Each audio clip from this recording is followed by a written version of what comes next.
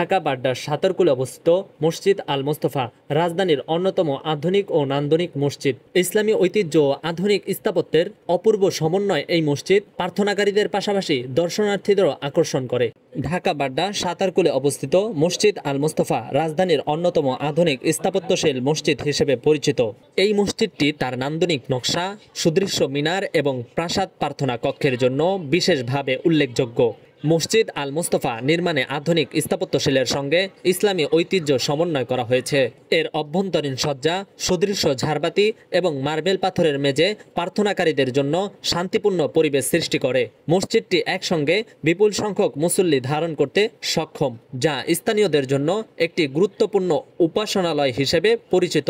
মসজিদটি আন্তর্জাতিক পর্যায়ে প্রশংসিত হয়েছে এবং এটি ধর্মপ্রাণ মুসলমানের পাশাপাশি পর্যটকদেরও আকর্ষণ করে।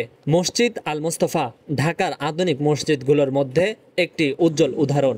মসজিদ আল মোস্তফা শুধু একটি উপাসনালয় নয়, এটি নান্দনিক স্থাপত্য, প্রশান্তি পরিবেশ ও ধর্মীয় ভাব গাম্ভীর্যের এক অন্যতম নিদর্শন। আধুনিক ঢাকার ব্যস্ত জীবনের মাঝে এটি মুসল্লিদের জন্য এক প্রশান্তির ঠিকানা হয়ে উঠেছে।